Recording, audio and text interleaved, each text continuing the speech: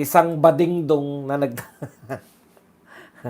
Akala ko na-resolve na tong issue na to na yung mga nagtatangka. Dapat dito makulong eh. Iiyak-iyak na naman tong isang badingdong na gustong mag-CR. Dito naman po sa Iloilo. Masyado kayong pauso. No? Asa na ba yun? Eto. Nag-viral.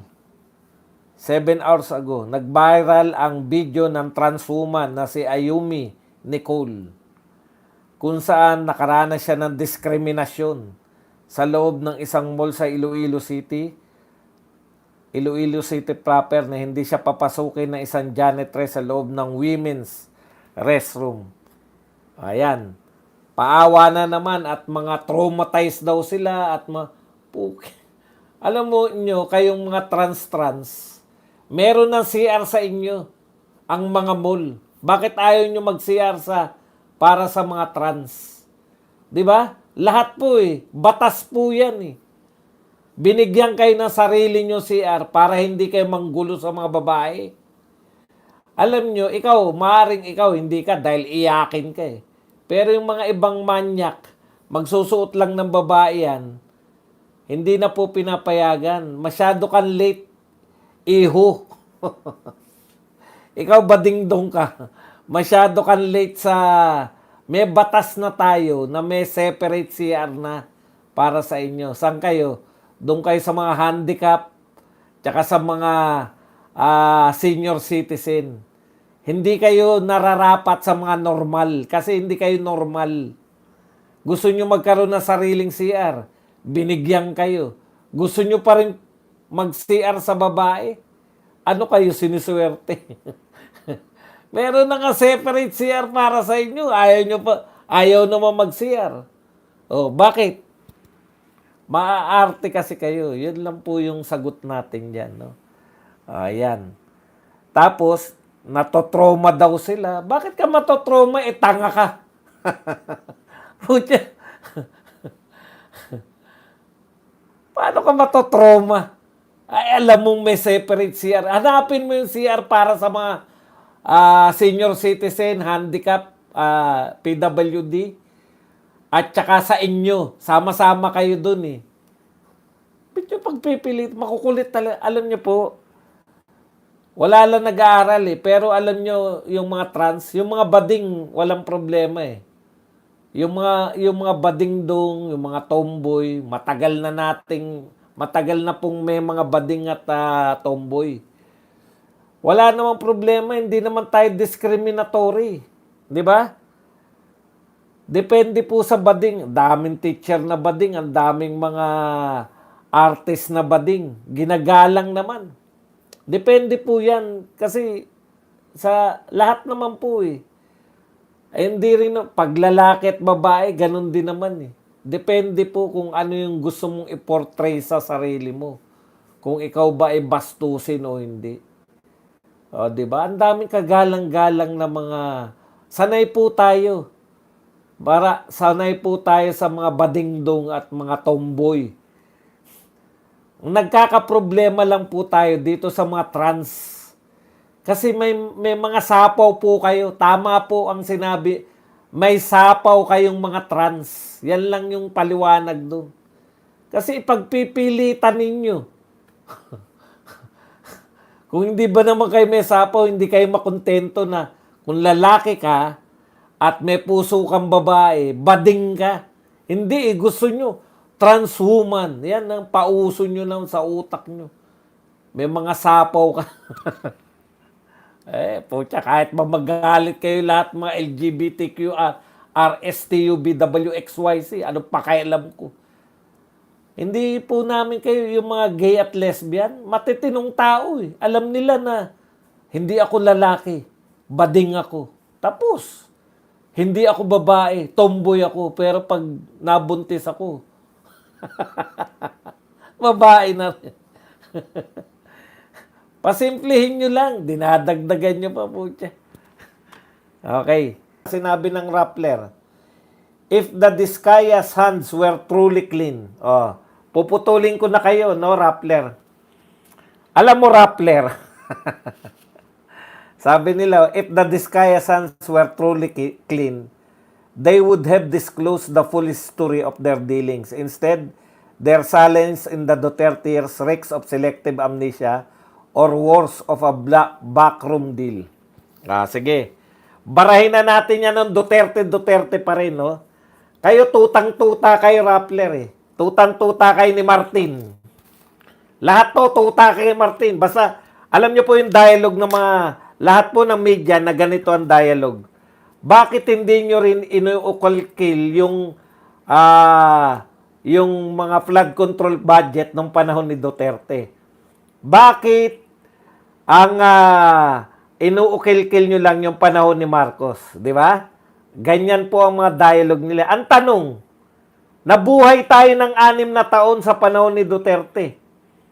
May flood control project problem ba tayong kinaharap? Meron ba mga usapin ng ghost project? May mga nawarak ba agad na flood control projects? Kung wala naman pala, bakit nyo iimbestigahan kung wala namang anomalya? Kaya nyo iimbestigahan kasi ayaw ninyo na maimbestigahan ito, ayaw nyong matuloy yung malaman ng mga tao kung sino ang mastermind.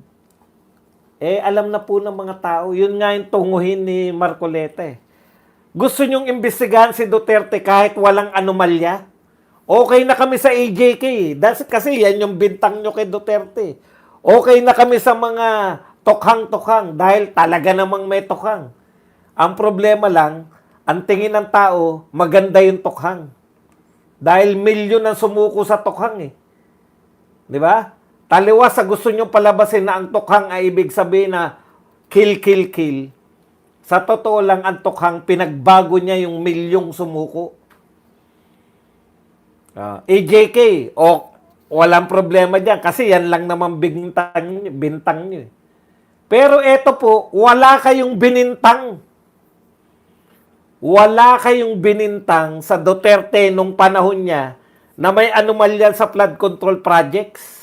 Walang ghost project, walang mga mahihinang nakita nyo ba, kumpara nyo ba yung mga naglalakihan na mga infrastructure nung panahon ni Duterte? May nakita ba kayong warak, bumagsak, ghost project? Kung wala, ano iimbestigahan? Ganyan ang dialogue ng lahat. Pinagpapalagay na dapat imbestigahan. Miski dyan sa Congress, di ba? Bakit wala kang imposible naman. May binibigyan ka panahon ni Marcos. Panahon ni Duterte, wala kang binibigyan. Paano hindi kurap ang presidente noon? Ang hirap bang tanggapin? Nasanay na tong mga media na to. Nasanay na kayo na kurap masyado yung gobyerno. Pinagpapalagay nyo lahat ng gobyerno ay kurap. Yan yung problema nyo eh. Anti-Duterte na kayo noon, anti-Duterte pa rin kayo ngayon. Ang problema, ang Duterte hindi nakaupo ngayon. Kaya halatang halata kayo, hindi naman kayo tunay ng mga media. Kayo lahat, nilalahat ko na kayo. Lahat kayo. Yung mga malalaking mainstream media. Pare-pareho dialogue nyo. Di ba? Nakakadiri kayo. Chair, Yes, Senator with the Marcoleta. permission of Senator Bryce, nung nag-testify ka sa House, matibay yung salita mo na si Miss, ano pangalan? Mina po. Mina, ay magdadala ng pera sa proponent. At ang binanggit mo sa House, si Senator Jinggoy. Diba? Sa House. Your Honor, nakalink lang po na ang pakilala kay kay Ma'am Mina and Ma'am Beng is staff po ni Sen Jinggoy, pero hindi po specifically sinabi ko na yung proponent is para po kay Senator Ayun, Jinggoy. malinaw ngayon, ina-attribute mo lang bale kay Senator Jinggoy dahil staff niya si Beng. Tama? Hindi po. Ibang projects po yung sinasabi ko na nakatag po kay Senator Jinggoy. Hindi po yung specifically noong 2022. O iba na naman ang sinasabi mo. Ito munang isa-isa lang. Nag-iiba ka na naman ng ng salita. Excuse Sa me, House- with the Senator Marcoleta, with the indulgence of the other members, we are suspending the one follow-up question because of the sensitivity of this issue. Okay. We want to resolve this and get to the bottom of this. So, with your indulgence, baka pwedeng suspend natin yung one follow-up question. Mag-freewheeling muna tayo. Sandali. No? Thank you. Thank you, Mr. Chair. So, pero malinaw, merong magdadala, sinabi mo. Ang magdadala si Miss Mina, tama? It's either Miss Mina or Beng Ramos po. Pero merong dadalhin, di ba? Yes po. Malinaw na malinaw yon. Walang Opo. problema doon. Wala pong problema Ngayon, doon. sinabi mo na hindi naman pala si Senator Jinggoy. Specifically, hindi po si Senator O, Jinggoy. kanino kaya yon? Proponent lang po ang sinabi sa akin ni boss. Sino nga? Sino yung proponent? Wala, naka-blind po ako doon kung sino pong proponent po. Blind siya kung sino proponent, pero nung nag-testify ka sa House, tahasan sinabi mo, ako at si Senator Joel Villanueva ang pinangalanan mo. At Opo, sinabi mo rito, sabi ni Congressman Ridon, sorry, excuse me, before proceeding, can we state for the record again who is Beng Ramos? Ang sagot mo, she is the staff of Senator Jingo Estrada po. Sagot ni Ridon, staff of Senator Beng Ramos is a staff of Senator Jingo Estrada. Ang sagot mo, yes po, Your Honor. Hindi ko siya naging staff kahit kailan, simula nung pumasok ako sa Senado noong 2004 up to the present. Hindi ko naging staff si Beng Ramos. How did you come to that conclusion na naging staff ko si Beng Ramos? Your Honor, si Boss Henry po ang nagpakilala sa akin. No. You answer my question directly. How did you come into that conclusion na staff ko si Beng Ramos? Si Boss Henry po ang nagsabi sa akin na staff niyo daw po si Beng Ramos. Paano malalaman ni Alcantara yan? Mr. Alcantara, can you confirm his statement? Respectful deny, Your Honor. Hindi ko nga po kilala itong yung pangalan to, Mina. At yung Beng Ramos po, alam ko po, nung nagtatanong nga po ako, sila po magkakilala niya, taga Santa Maria po yan eh. Hindi ko naman po personally kilala po yan eh. Every time na lang po, sa akin lagi yung turo niya. Magkababayan kayo ni Beng Ramos? Ngayon ko lang din po nalaman, Your Honor. Alright. Meron ka pa sinabi, sa House ha, this was the time na meron pang project na binigay si Boss Henry Alcantara kay Miss Beng Ramos through Miss Mina of WJ Construction. So, yun po yung ginamit na license or contractor at nandyan po yung pag-uusap kung kailan pa po magdi-deliver ng obligasyon dahil kailangan po ni Boss Henry. Okay? Oh.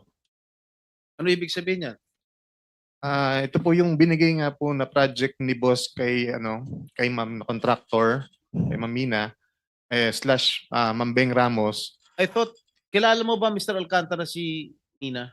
We never met po. Ngayon ko lang po siya nakita. And I swear, alam po ni Ma'am Minang, hindi po kami Miss Mina, nagkikita. kilala mo si Engineer? Hindi po, Your Honor.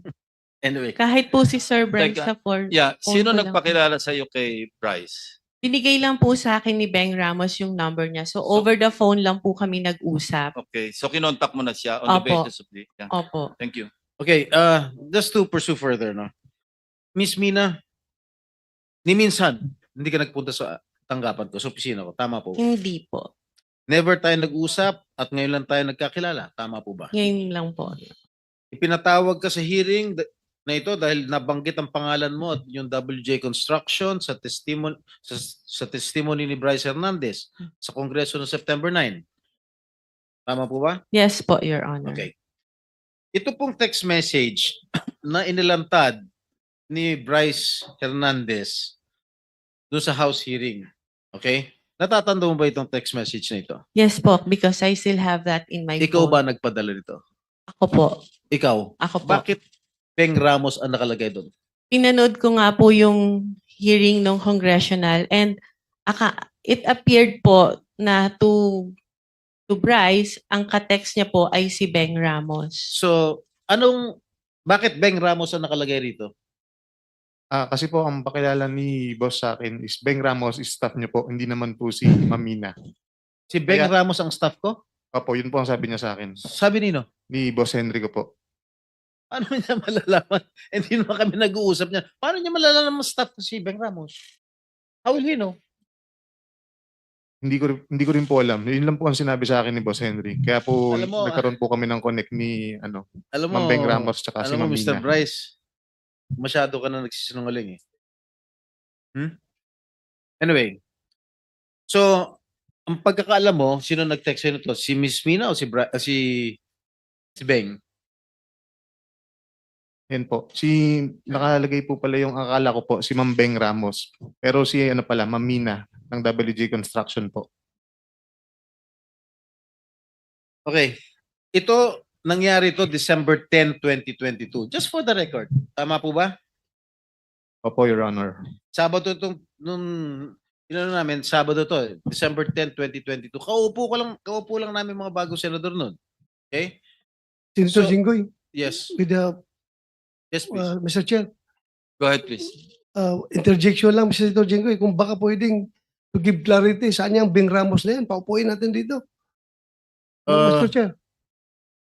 Yes. I have conferred already, if I may, I have conferred with the chairman of the Senate Blue Ribbon due to humanitarian reasons because she is suffering from stage 4 cancer.